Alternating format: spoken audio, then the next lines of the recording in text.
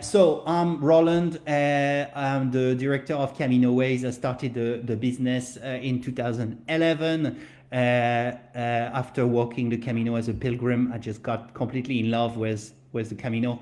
I'm joined for this webinar, this monthly webinar with Ruben. Ruben is our sales manager from Spain. Can you tell us a little bit about yourself, Ruben? Yes, of course. I'm so delighted to join this webinar. My name is Ruben, as Roland mentioned there, and I've been working in the sales department for nearly 4 years now. And, to put it some way, I'd like to think of myself like a bridge that, connects the world and the people to the Camino route. So somehow I'll be the guy holding your hand when we put together, your perfect itinerary. So to me, it's also kind of a privilege, a really honor, to introduce the Camino to you all. So my main mission from sales during this webinar is not only help you learn more about the Camino, but also guide you through this exciting journey. Okay, fantastic. Yes. Okay, great.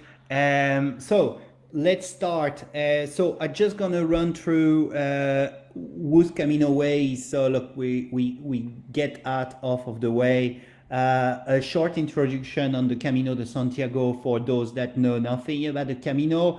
The top route, so you're clear on which one is good for you, or at least you have a better idea of what's the Camino. And then up we get into our FAQs. We wanted to do the FAQs because there's a lot of recurring question, and we think that it would be really great to tackle them. I think it was really interesting for Ruben and myself to put them together as well. So let's go. So Camino Ways, we're a tour operator. We organize walking and cycling tours on the Camino de Santiago.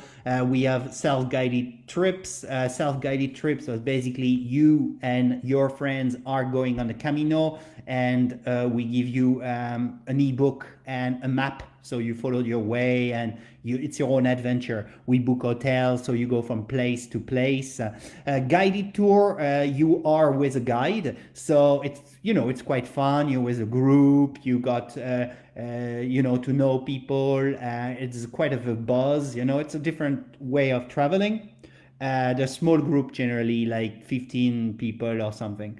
We transfer the luggage as well. So from hotel to hotel, you leave your luggage at reception and you get it to your next hotel at 4 o'clock. So during the day, you just travel light. We book nice accommodation, so we don't do hostels. We do mostly nice hotel with bathroom en suite.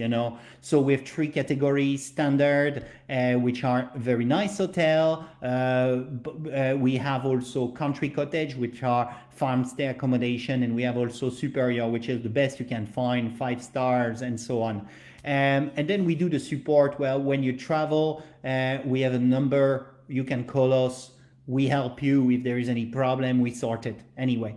The Camino itself, so the Camino itself is based around Saint James the Greater, the Apostle. So Saint James was the brother of Jesus. He was the great brother of Jesus. He got the gift of Latin, and he was sent to Iberia. He preaches the gospel in Iberia. He converted people, and unfortunately for him, he comes back to the Holy Land. He got beheaded by the Romans, and his friend bring him back to Iberia, his loved land, and he's been buried somewhere. In the 10th century, his body is found again, and it's the story of Santiago de Compostela. This is where his remains rest in the city. So the pilgrimage is basically the pilgrimage to the remain of Saint James the Apostle in Santiago de Compostela. Okay, so when you do the Camino, pilgrims generally have a passport. That's a very special passport. It's a passport where you get a stamp every night, and every night you get one stamp. And when you arrive in Santiago de Compostela, you get a certificate. and the certificate tells you, okay, you completed the Camino, and you have this sort of diploma, passport that you completed the Camino. It's a little bit more than that. It used to be called indulgence in the old days, whereas you could skip the purgatory and go directly to heaven. Okay, but today they still keep the paper going on. It's lovely. Your name is written in Latin. It's a lovely piece of souvenir that you have, and with a lot of history. The top route, briefly, basically everything you heard about the Camino is the Camino Frances. That's the French way, okay, also called French way. The Camino Frances start in France, finish in Santiago de Compostela. It's 30 days of walking, and you can split it in few weeks. So you could start 1 week, 1 year, and then continue to another week, and after 4 or 5 years, you're gonna complete your Camino. Or some people say, well, do you know what? I don't know if I like the Camino. I'm gonna start at the end, and I do 1 week, and if I like it, I start from the beginning again. Okay. The Frances is very popular because there's also a lot of cafe and restaurant along the route. It's wonderful. The Portuguese way is becoming more popular every year. It's a relatively new route because it follows partially the coast, especially from Porto. There is a good 10 days along the coast. It's really wonderful. And then after, the Northern Way is an historical way as well. It's one of the first way that existed, and it's also following the coast from the north. But generally, people doing the Northern Way start in San Sebastian, Bilbao, Santander, and this area, etc. That's the most popular on the Camino. After, there's many routes. There's more route than there is on this map. So I suggest we start on the FAQ now. I think with this round of 10 questions, you will have a good idea of what is the Camino and how to get started. So Ruben, Beverly from the state is asking, I want to walk the last 100 miles. Where do I start and how do I get there? What would you tell her? Well, Beverly, first thing I want to tell you, that's a great choice. As Roland said there, the Camino Frances is the most popular one. And what a better way to start off with the last 100 kilometers. So that's one of the best options. So anyway, the starting point for that stretch is a town called Sarria. So that's the very first town from where you're gonna start walking, all right? And then in order to get to there, you want to fly into Santiago de Compostela Airport, ideally. But again, because of the fact you are based in the USA, you may have some other flight connections, international flight connection first, probably in Madrid Airport. But then once you get to Madrid, you can just have a very short flight, domestic flight, from Madrid to Santiago, 1 hour flight only. And then once you fly into Santiago de Compostela Airport, you have two options basically. So you can either use the public transportation available, so a combination of two different buses. First bus going from Santiago to Lugo, that's a Galician city as well. And then the second bus goes from Lugo to Sarria. So the overall time, in that journey is gonna take up to 2 hours.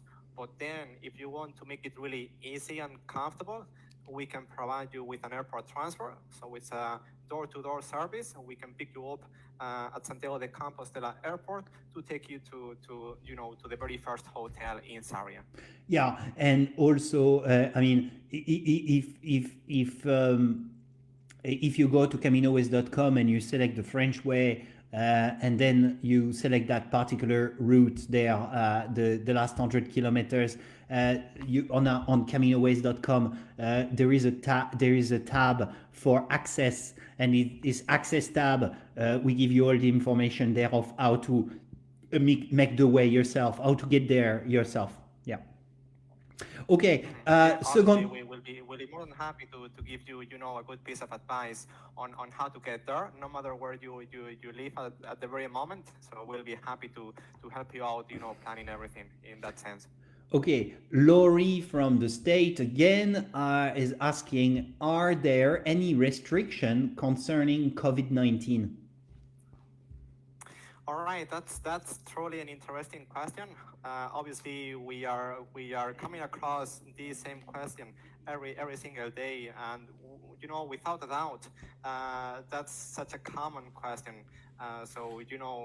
We are living in such uncertain times at the moment, and we are unfortunately subject to different restrictions all around the globe. So at the very moment, the Camino is open.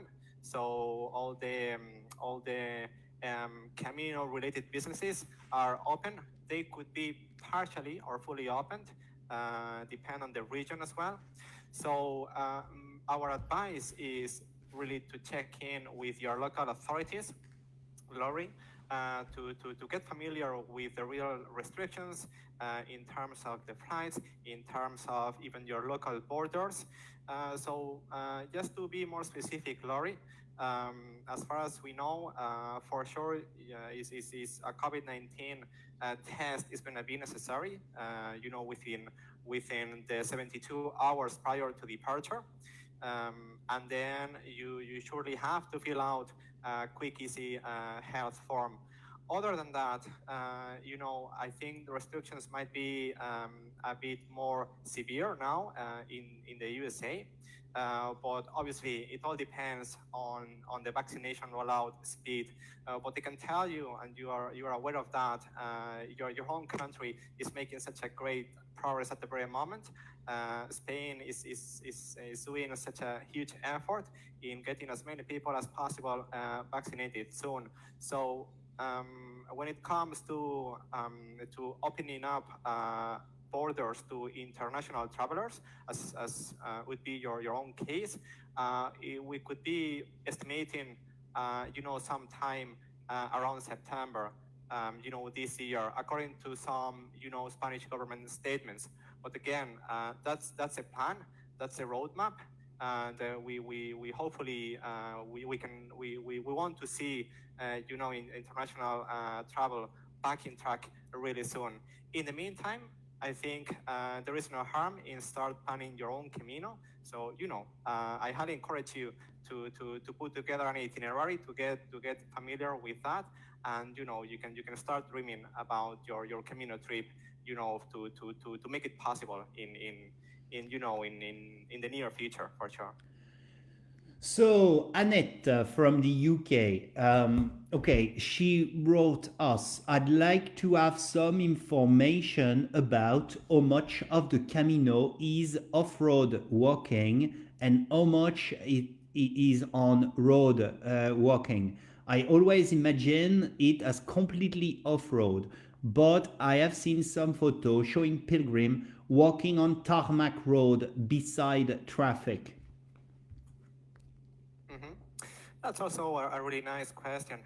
I mean, the way you should picture, the Camino's heading or even the Camino trail itself is something to do with dirt roads. It's kind of a mix made of dirt roads, forest tracks, footpaths, countryside-like rural trails.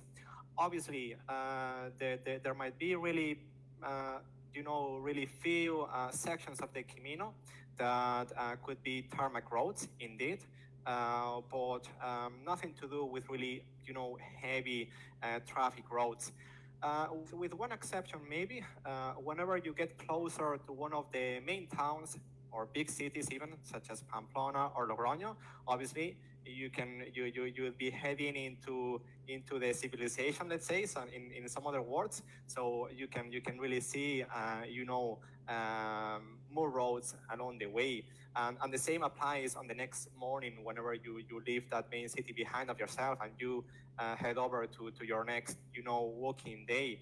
But other than all the areas around the main cities, the trail is goes across really the nature landscapes, and it's nothing to do with traffic roads really. Yeah, exactly. I'm commenting at the moment as we speak on Facebook. People are asking questions. So I'm the person, Camino Ways at the moment. Guys, it's me, Roland. So you can continue asking your question. I'm answering in the text as Ruben is answering the voice question. Ruben, Bev from USA, where are the most difficult stretches of the Camino French way? Mhm. Yeah, so I think it's really fair to say the Camino Trail in general is really manageable, is doable. It's an easy to moderate, profile on the terrain. But obviously there might be some sections or stretches more challenges than others. Particularly speaking, we have two sections. Okay, so the very first one is a famous section of the Pyrenees. Okay, so that generally takes 1 day. It's a stretch of 25 kilometers from Saint Jean Pied de Port, which is a starting point in France already, and then it goes across the Pyrenees to make it through up until you get to Roncesvalles. So we are not talking about a vertical wall that you have to climb up or anything like that, but it's kind of a gradual ascent that goes up all the time pretty much.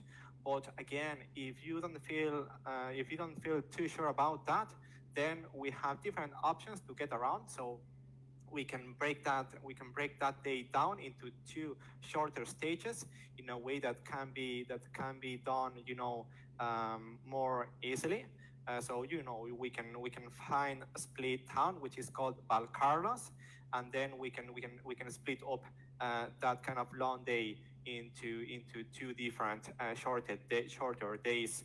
Just one thing to bear in mind: Valcarlos is not part of the Napoleon route, which is the original section, and for sure goes across the most scenic views.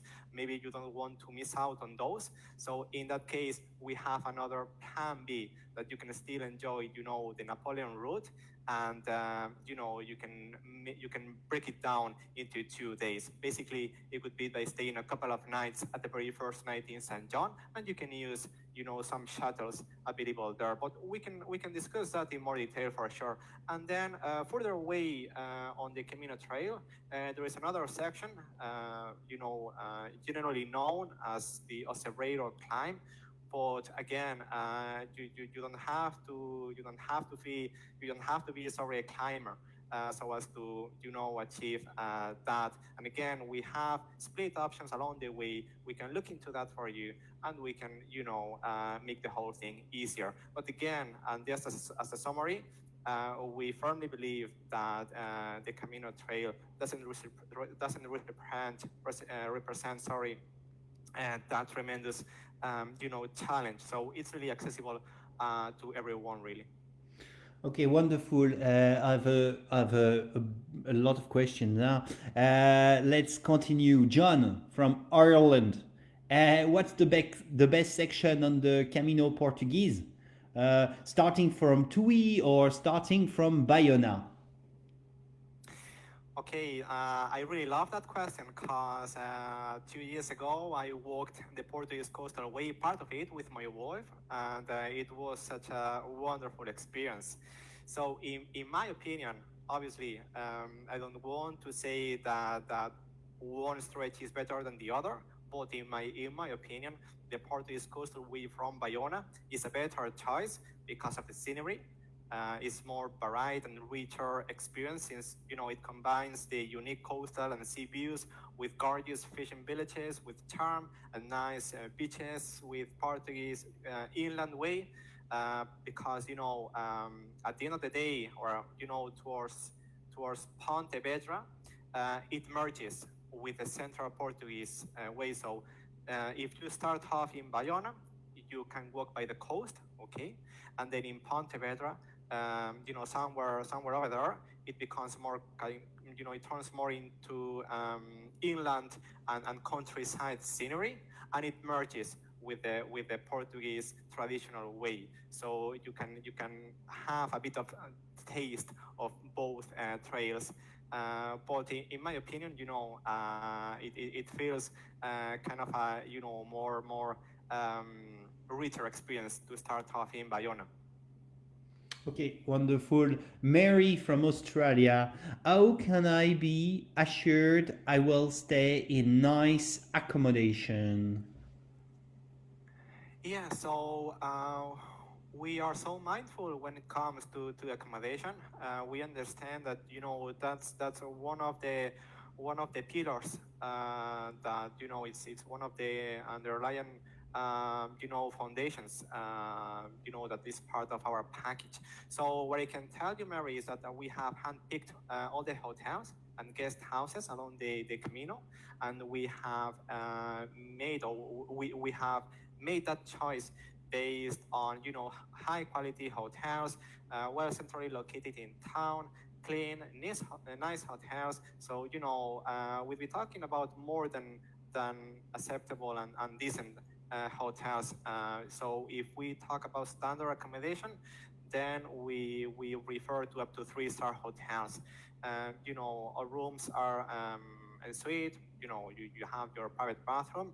I mean, we have been working with the same accommodation with almost a decade, and we also rely on our customers' reviews. So, if there is something that we have to change, or if we believe that there is a better hotel in the same town, we for sure are gonna switch for the other hotel.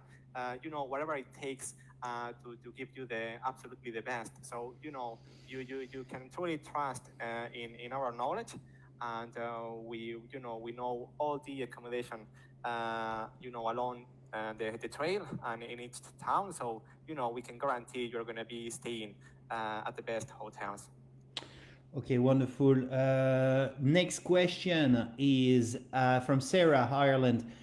What if I'd like to stay an extra night anywhere nice along the way, so I can have a That's rest day? Basically, it's maybe where to choose, to have an extra night if I want, something like that, I think.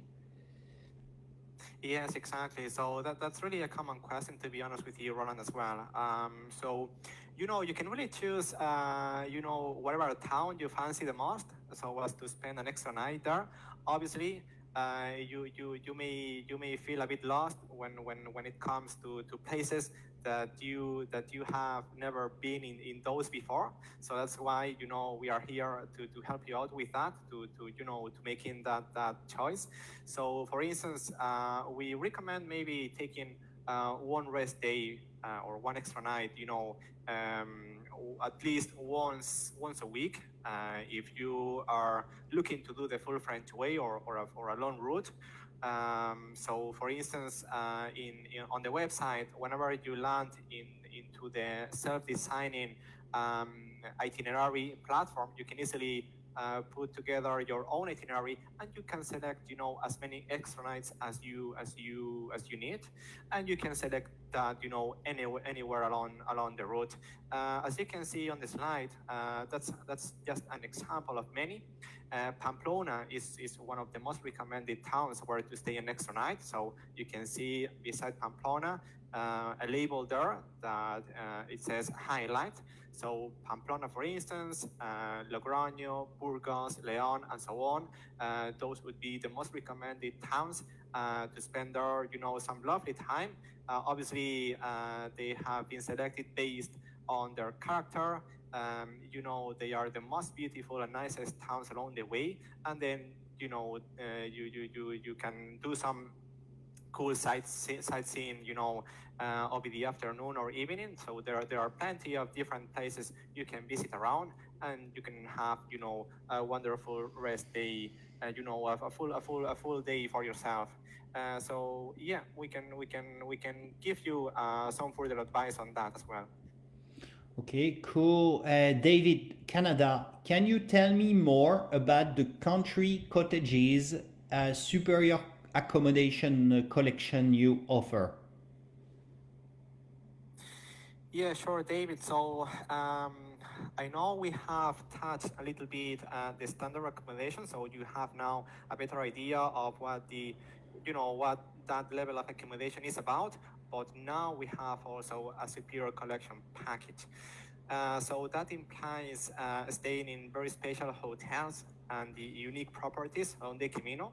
So basically, we have selected luxurious 4 and 5-star hotels, boutique guest houses, relaxing country cottages, and stunning heritage parador hotels. I want to emphasize just really briefly what a country cottage is and a parador. So a country cottage, is located off trail, but the surroundings are really stunning, are really astonishing. So you are in the middle of a natural surroundings there. The familiarity, you can see the tradition, the culture, the local, traditional dishes are that you can taste, and they might be just a bit off trail, but we are happy to offer you or to include, all the transfers within the package, free of charge. And then the parador is just a really unique concept of accommodation that you can barely find only in Spain. So they are historical buildings. They used to be, for instance, monasteries, palaces, castles that they used to be owned by whoever was a Spanish king, back in a few centuries ago, and they have been fully reconverted into luxurious accommodation. So it feels like stepping back in time, but all the original shape of it, the facades, the balconies, even the kind of the inner spaces have been preserved. And they have been reconverted into luxurious accommodation. So that's a mix of everything. So 4 or 5-star hotels, country cottages, and paradors wherever they are available. Okay, lovely. Barry from New Zealand. I like what you do and how you do it. Now, how do I get started? Well, Barry, I think you have got started already, because you took the first step, getting in contact with CaminoWays, and I don't surprise Roland about the statement that Barry made there. He says, "I like what you do and how you do it." So it's fair to say that we are the experts on the Camino, and if that wasn't true, we wouldn't say it that openly, to be honest with you. So with many years of experience and with a wide range of providers that work with us for a long time, that's basically it's the brilliant reputation that we have gained throughout the time. So you just got started today by taking that first step and joining this webinar possibly. And Barry, we'd like to help you plan a trip, an experience really of your lifetime. So I highly encourage you to contact CaminoWays and have a chat with me, for instance. So I'd like you to fill me in with any details or questions you have, so you can not only picture your itinerary more clearly whenever you get in touch with me, but also have our full support to make it possible all the way down. So we'd like to help you and put an itinerary together. I'm happy to listen carefully to your needs, to what kind of experience you are dreaming of, and that's what we are here for. Yeah, and they also, even if they don't, if you don't want to contact us, Camino Ways has about 1,000 pages of blogs, information, being ready, fitness plan, ebook to be ready, and all of that. Like, look, we believe we're more than a tour operator. We are also a research center, and like, for example, I got a few questions from people asking, is there any camping site or hostel? I mean, you can find a lot of information on CaminoWays.com, even if you are not booking with us. We spend a lot of time on trying to help people to understand the Camino and to get their head around it. And yeah, sometimes we do bookings and it is great, but we also are happy to share information and help you on your Camino aware another. Helen from the UK, and I'm gonna keep this one for me, Ruben. Do you have any fun option for family with kids? Well, I'm gonna keep it for me because we have a surprise for next month, and we're gonna have some special surprise for family. The very first Camino package for family will be coming, cycling and walking. Very special hotel, very special itineraries, swimming pools, great gardens, and all of that. I mean, I've done that many times with my family. I'm 40. I'm 40. I have two kids. Leah's 12 now, just to turn 12, and Danny is 5. And I have a lot of experience, and in the company, it's a lot of families as well. So it was not easy, but I will tell you a little bit more. That's going to be our next webinar. It's going to be on family and small groups. So we'll keep it for next month. So, Ruben,